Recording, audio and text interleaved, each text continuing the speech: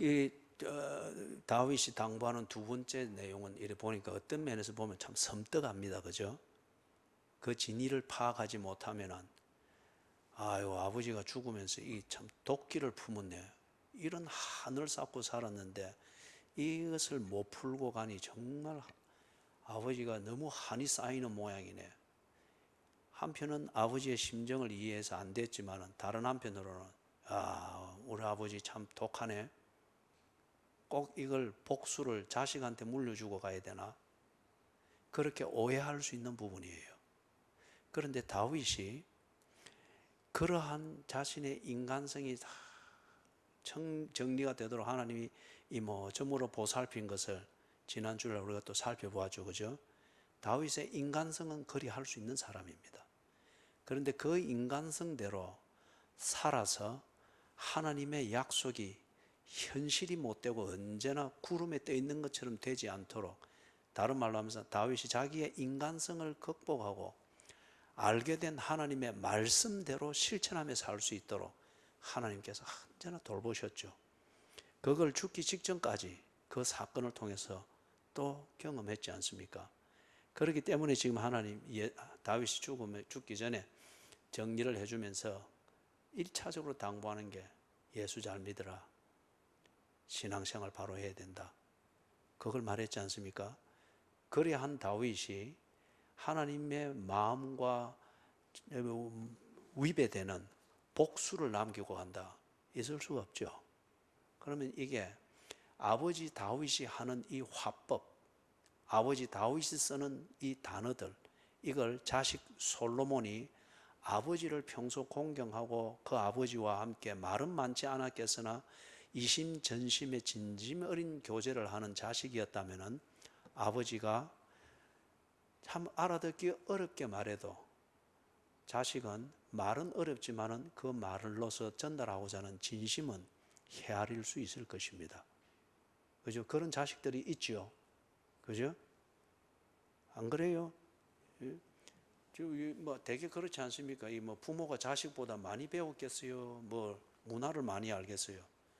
그래서 언제나 요즘 젊은이들이 말하듯이 부모는 꼰대처럼 말해도 제대로 된 자식은 그렇게 표현하는 말을 이 시대 문화로 치부하지 않고 그렇게 전달하는 부모의 마음, 엄마의 그 마음을 헤아려 듣는 자식들이 있지요. 지금 솔로몬이 그렇습니다. 그렇기 때문에 다윗이 내가 이렇게 말하면 이놈의 자식이 또 죽은 내 시체 앞에서도 나를 비웃겠지, 아니면 내가 못 배웠다고 이걸 사람들한테 창피당할까 봐 숨기고 이러겠지. 그래서 죽는 순간까지도 말을 아끼고 말을 폼 잡게 하려고 아버지 다윗에게 그런 긴장이 없었습니다. 그래서 솔로몬 앞에서 아들 솔로몬에 대한 아비의 심정, 그 사랑을 있는 그대로 표현하는 거예요.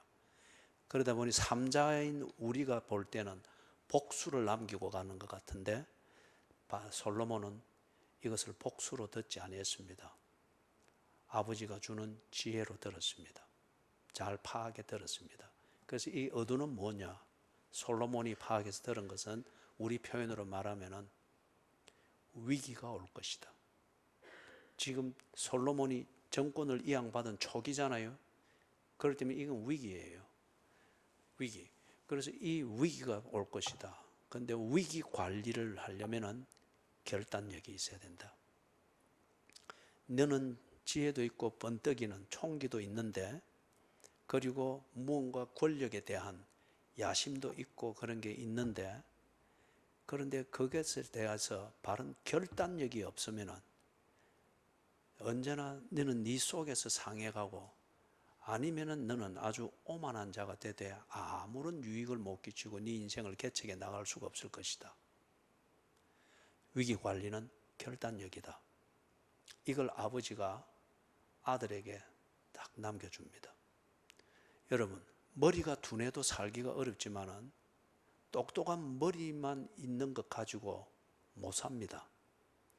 손이 게으르고 발이 미련하고, 그리고 요지 왔다 갔다 정함이 없으면은 좋은 머리를 가지고 엉뚱한 데 떡 들어 앉아가지고 남의 수족 노릇만 하고 있습니다. 예? 솔로몬이 좋은 머리는 가졌고 총기는 있는데 문제는 그것을 가지고 정치를 만들어내고 삶을 만들어내고 평화를 만들어내는 실천이 있어야 되는 거예요. 그러자면 결단해야 됩니다. 내가 아는 것, 판단된 것, 이대로 하는 것이 옳고 이게 훗날 평화를 준다. 그래서 지금 당하는 어려움, 이것을 그대로 실천할 때 겪게 될 어려움들, 이걸 감당해서라도 이걸 해내야 된다는 결단력이 있어야 된다는 거예요. 그래서 다윗이 아들 솔로몬에게 주는 유언으로서 주는 두 번째 당부는 위기 관리는 결단력이다. 그걸 말합니다. 자, 그걸 간단하게 좀 살펴봅니다. 먼저 이야기할 때 그 위기를 몰고는 아주 큰 위기, 그것의 요소가 되는 게 누룩과 같은 게 누구냐? 서루야의 아들 요압을 지금 딱 1차적으로 지목을 하고 있습니다. 요압은 오랫동안 뭘 했습니까? 실세로 지냈습니다. 실세. 그죠? 실세를, 왕권에 앉은 것은 다윗인데 그 왕권을 등에 업고 실세 노릇을 했던 것은 요압이었습니다.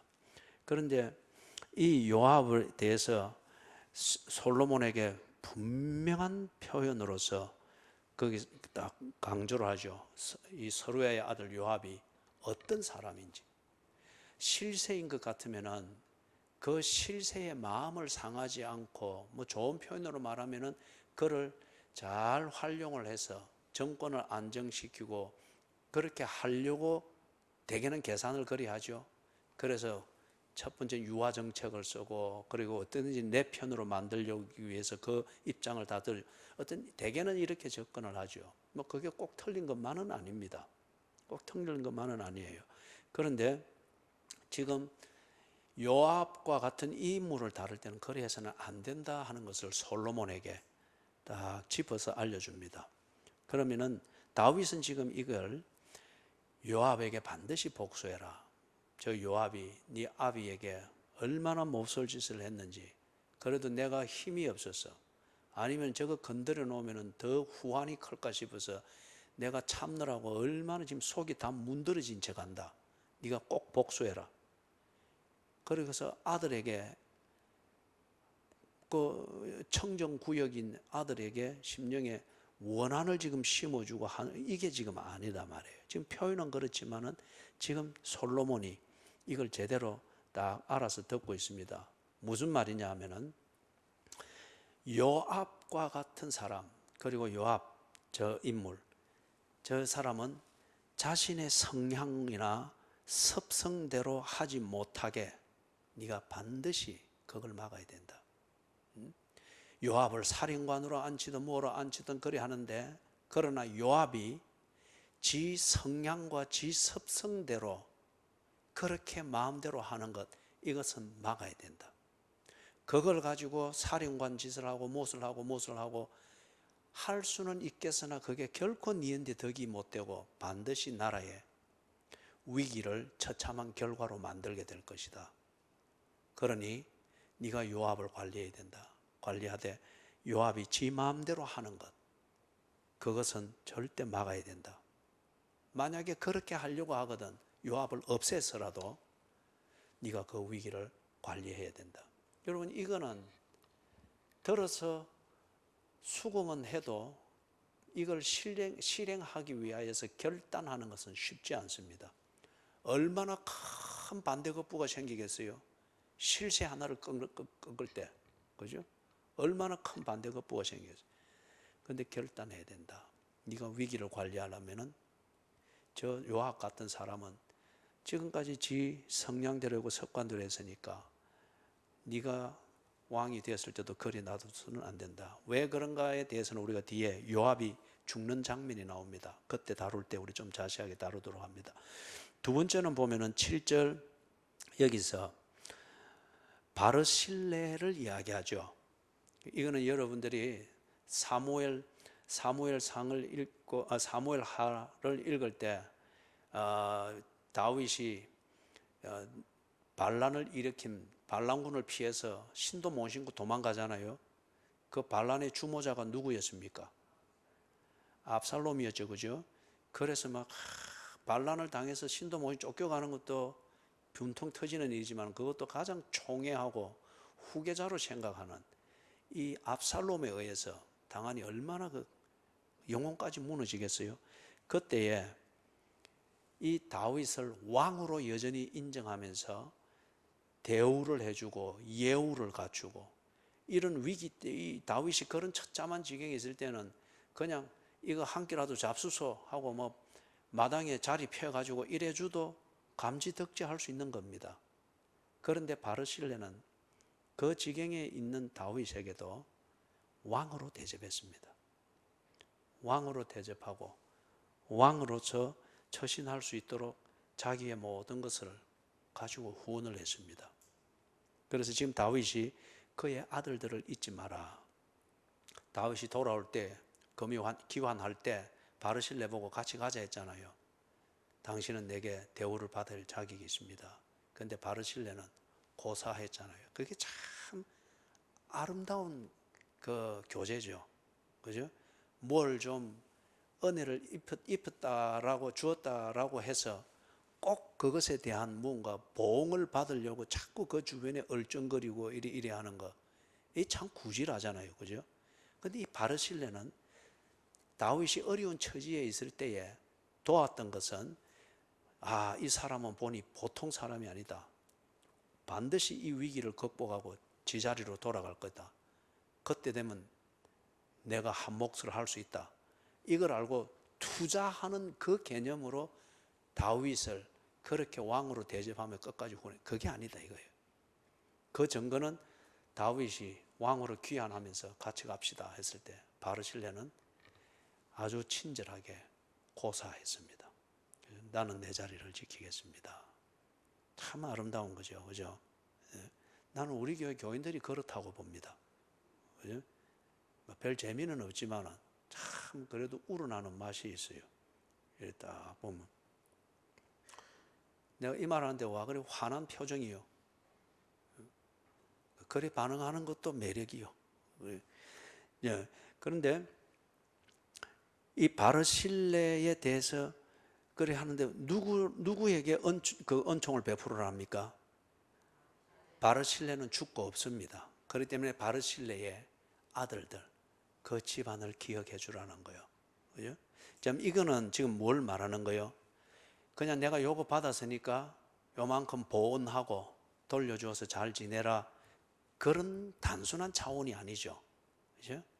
왕이 된 아들인데 이 아들이 처음 겪는 이 위기를 반드시 만나야 되는데 이때에 위기를 관리하는 걸 지금 가르쳐 주는 거잖아요. 결단해야 되는 것 중에 하나가 뭐냐? 사람을 잘 구분해라. 요압 같은 사람 구분하고 바르실레 같은 사람을 네 곁에 두도록 해라. 바르실레 같은 사람을 네 곁에 두도록 해라. 다시 말해서 계산 없이 정말 진심 어린 그것으로 어려울 때 도와줄 줄 알고 고생을 함께 할 줄 알고 그리고 늘 얼쩡거리면서 지 한 것 드러내려고 꼭 그런 것으로 지 하는 것에 대한 재미를 느끼려고 하는 그런 사람이 아닌 참 순수하게 그렇게 할 수 있는 사람, 그런 사람을 네 곁에 두어야 된다. 여러분 그런 사람은 참 안전하잖아요, 그죠? 특히 정치하는 사람들 치면 참 안전하잖아요, 그죠?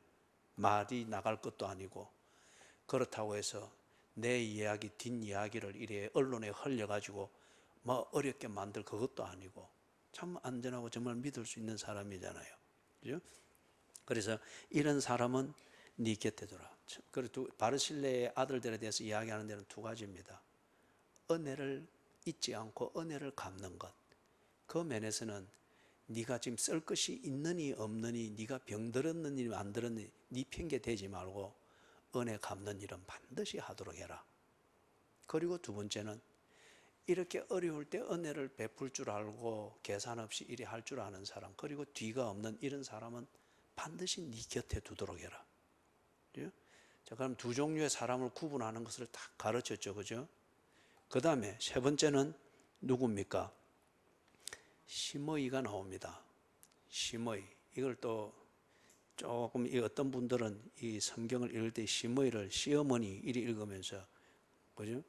그런데 이 사무엘 하에 보면은 이 심의를 다윗의 사람들이 하도 하는 짓이 그러니까 무엇에다가 비유했습니까? 그러죠. 저 개 같은 자 심의를 단칼에 벨까요? 그러니 그래 아마 이 심의를 시어머니로 읽는 사람들은 아마 시어머니에 대한 그런 감정이 있는 모양이라. 그죠? 그 성경을 딱 정리자로 읽으십시오. 이 심의에 대해서 또 솔로몬에게 딱 주지를 시킵니다. 심의가 어떤 짓을 했는지.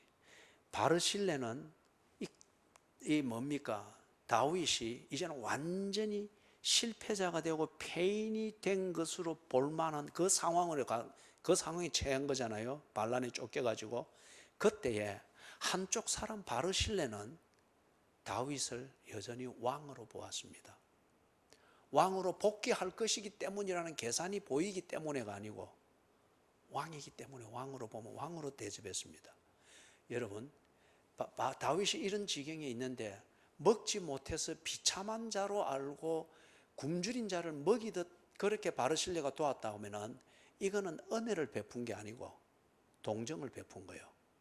이거는 이 동정을 받아 연명하는 사람을 더욱더 비참하게 만듭니다. 배는 채우고 했으나 그 동정심 때문에 영혼이 정말 아픕니다. 먹으면서도 아픈 거예요. 그런데 바르실레는 이 다윗을 그럼에도 불구하고 왕으로 보았습니다. 그리고 왕으로 대접했습니다. 왜냐하면 자기의 가장 귀한 것으로 손님을 대접하는 그것으로 했기 때문에. 반면에 이 심의는 철저하게 사울 왕권을 인정하던 사울의 사람입니다. 그죠? 여러분, 맹목적으로 막 어떤 정치적 정당이나 이념이나 아니면 정치인을 막 편드는 거 있잖아요. 여러분, 그거는 기독교 신앙이 아닙니다. 기독교 신앙이 아니에요.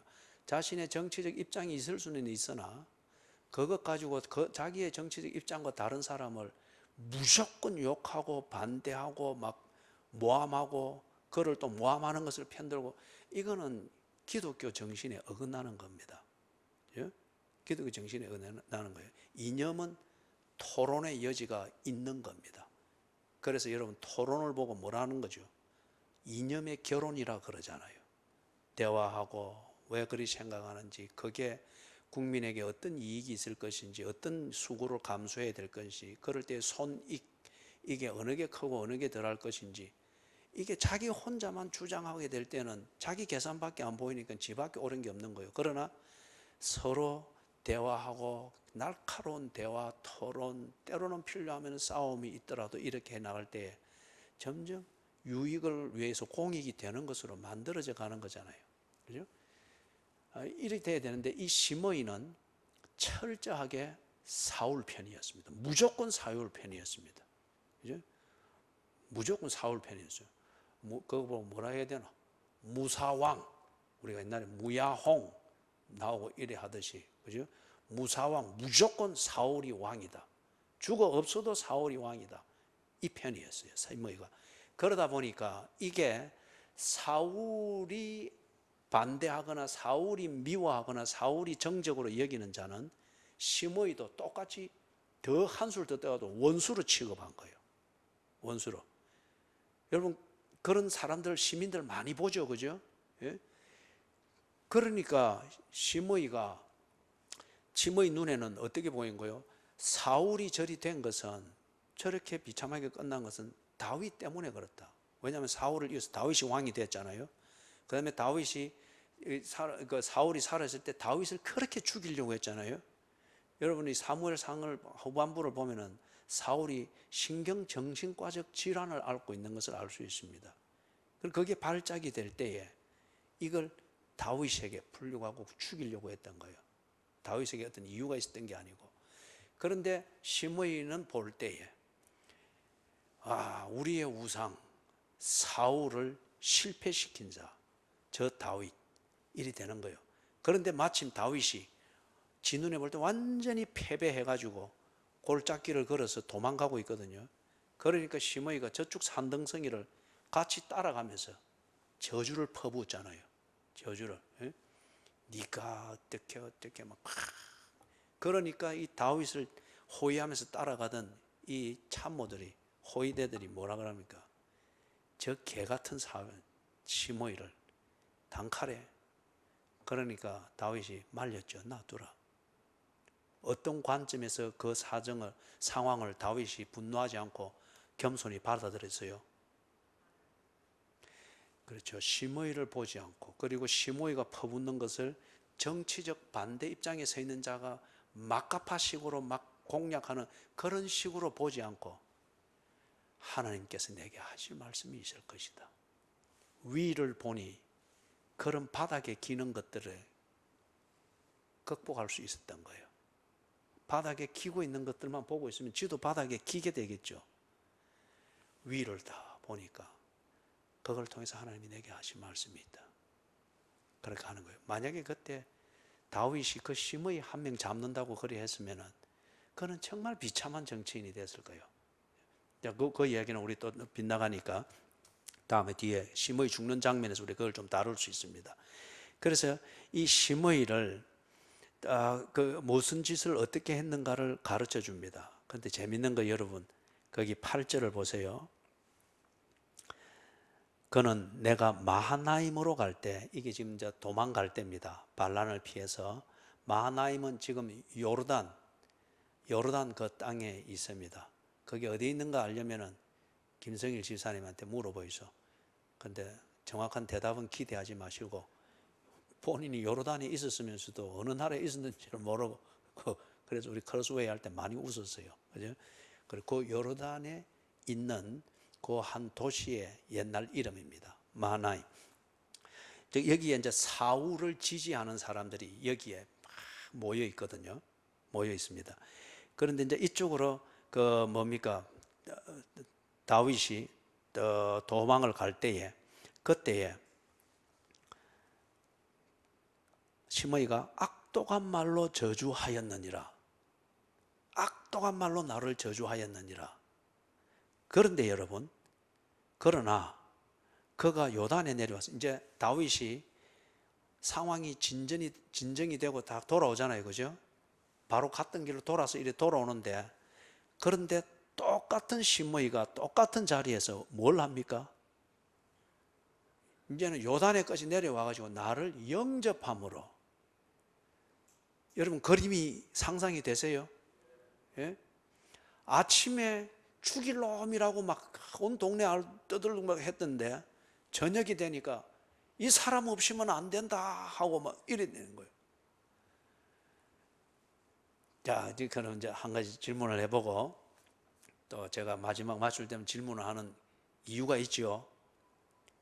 딱 질문이 대답이 흡족하면은 마칠 시간이 된 줄 알고 마치는 거고, 흡족하지 못하면은 시간이 연장이 되는 거예요.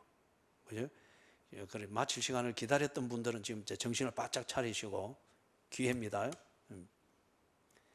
예수님이 딱 그 거라사인 지방에 나타났을 때 딱 배에서 내리니까 무덤 사이에 있던 자가 톡 튀어나왔죠. 그 무덤 사이에 있던 자의 정체가 뭐였습니까? 귀신 들린 자죠. 그래, 요거는 저 질문이 아니니까 요거 대답 아주 목숨을 걸었다 크게 하시는데 이거는 시간하고 상관없어요. 귀신 들린 자가 탁 나왔습니다. 그런 다음에 이 귀신 들린 자가 예수님께 경배를 했어요. 탁 끌어안고, 그리고 예수님께 부탁을 했습니다. 경배하면서 우리는 당신이 하나님의 아들인 줄 압니다. 그런 식으로 탁 정확하게 이야기했죠. 그러면서 우리를 쫓아내지 마시고 놔두십시오. 그러니까 예수님이 그 말씀, 예수를 경배하는 말, 그들의 말, 우리는 당신이 하나님의 보내신 자 또는 하나님의 아들인 줄 압니다. 이 말할 때 예수님이 네가 예배 잘 드리네. 오늘 네 말을 들으니까 참 기분이 좋다. 그랬습니까? 아니면 뭐라 그랬습니까? 여기 지금 시간을 단축하는 질문입니다. 뭐라 그랬습니까?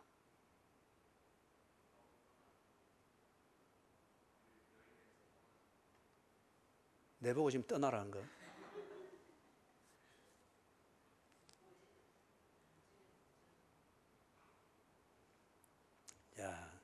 기회를 한번 놓쳤어요. 그죠? 조용해라 그랬죠. 그죠? 조용해라 그랬습니다. 예수가 하나님의 아들이다, 하나님의 보내신 자라는 이걸 그 귀신이 입 밖에도 내지 못하도록 조용해라 그랬습니다. 꾸짖었다, 떠나라, 다 그 말이 연관이 됩니다. 그래서 더 정확하게 왜 그렇게 하셨나? 귀신이 그 말 못하도록 했습니다. 자, 그러면 이제 또 두 번째 기회입니다.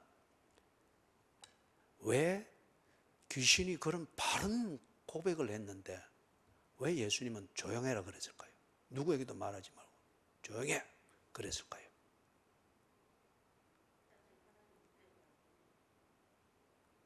예, 설교에서 많이 그래 하죠. 제자들이, 또 심지어는 예수님의 제자들이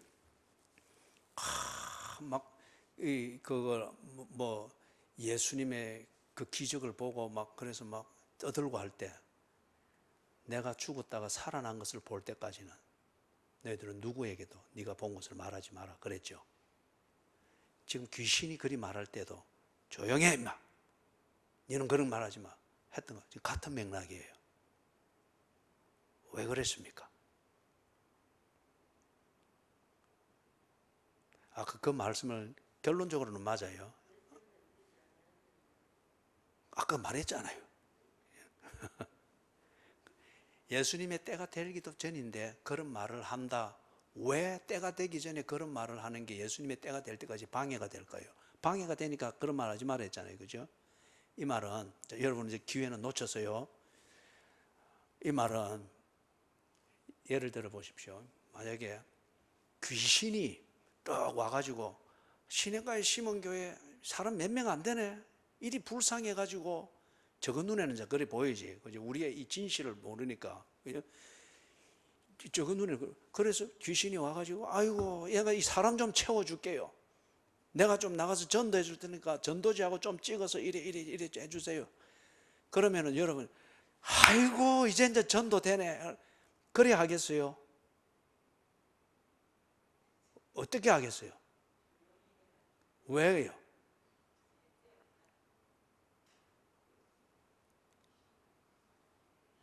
그래, 참 우리 이리 평화로운 교인들이 없다니까. 막 이리 됐든 저리 됐든 빨리 할 말 하이소 하고, 그죠? 여러분 상식적으로 생각해 보십시오. 귀신이 하는 말을 누가 믿겠습니까? 왜 큰 회사들이 자기 상품 광고할 때에 그 상품 이미지에 맞는 모델을 찾으려고 그 수억을 들이면서 모델을 찾을까요? 그리고 그 모델을 구해놨는데 이상한 소문이 조금이라도 나면은 바로 계약 파기하고 모델 바꿔버리고, 왜 그러겠어요? 귀신이 예수를 말할 때에 듣는 사람들이 예수도 귀신처럼 그렇게 생각하게 된다고요.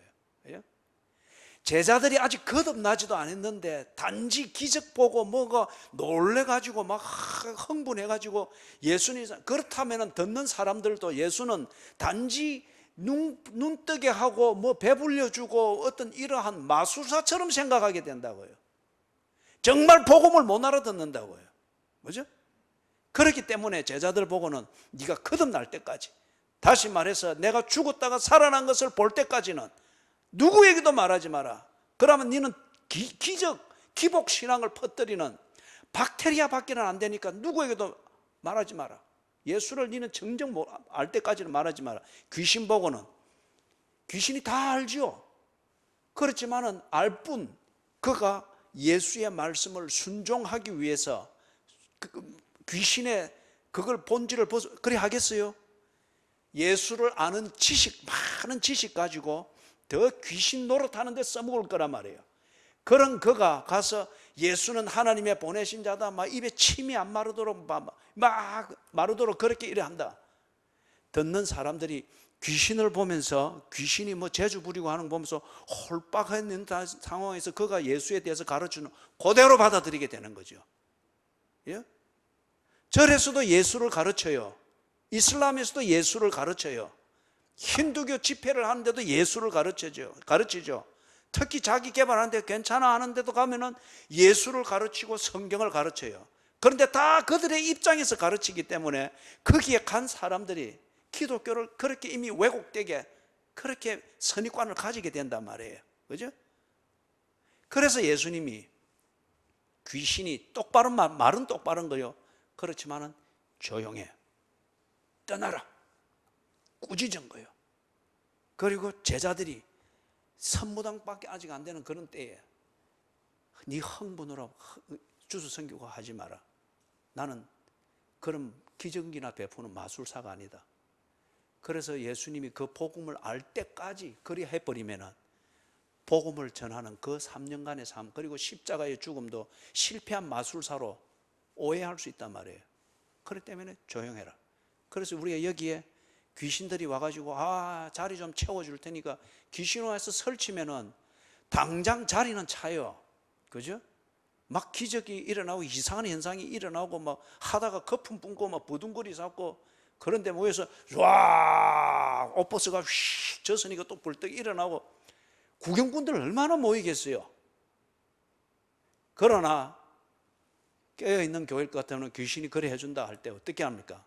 사탄아 물러가라. 하나님의 구원은 사람의 수에 있는 것이 아니니라. 무슨 말씀인지 알겠죠? 그죠? 자, 그렇기 때문에 이 심의가 예를 들면 아침에 저주를 퍼붓던 이 심의가 똑같은 사람 다윗에게 저녁에는 내려와 가지고 모든 사람이 보는 앞에서 꿇어 엎드려 가지고 받들면서 왕으로 받들면서 막 이렇게 한다. 이 심의 곁에 둬야 될 사람입니까? 아닙니까? 그리고 이 심의를 홍보 대사용으로 써야 됩니까? 안 써야 됩니까?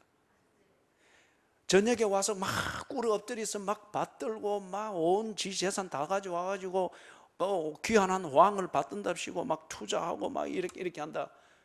그럴 때 왕이 이제는 이 사람 바뀌었네 이렇게 해가지고 이 사람을 곁에 두고 외무부 장관으로 쓰고 왕의 이래 맡겨서 되겠습니까?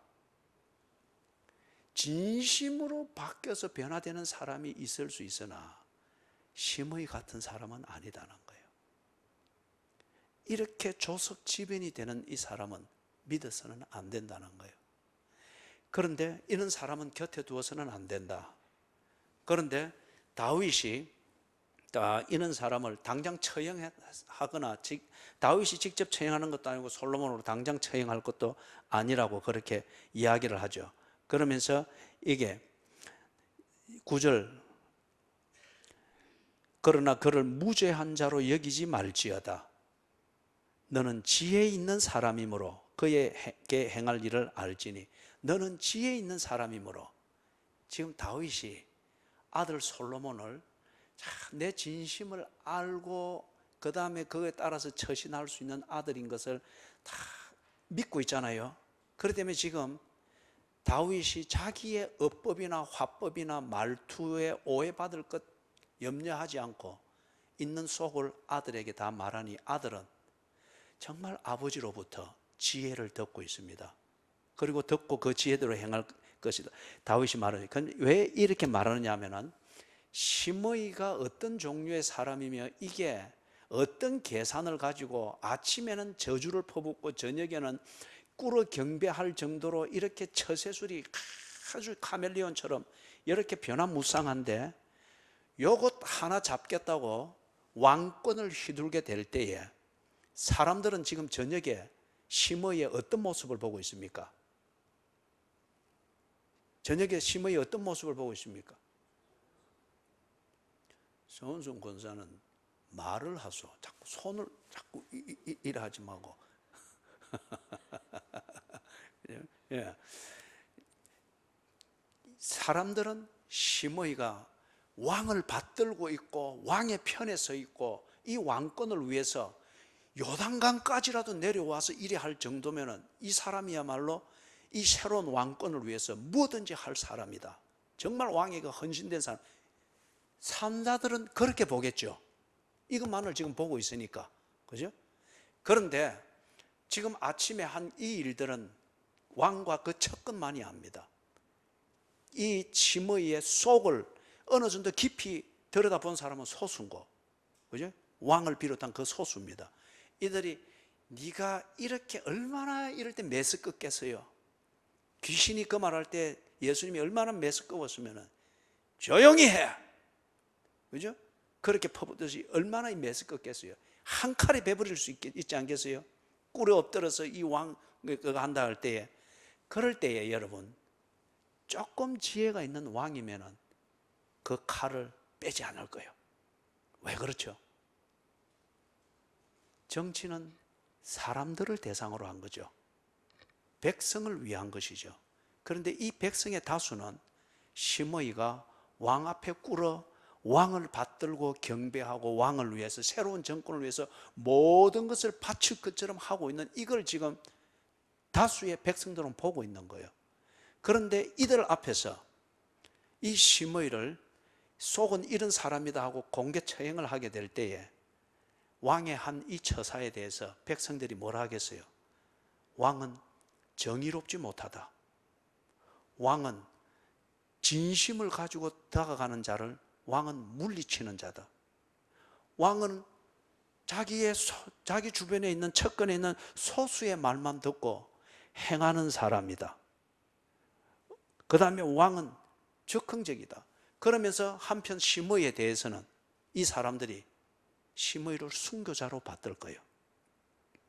진정 왕을 위하여 충정심 있게 왕을 섬기다가 왕의 성격에 의해서 순교당한 사람이다.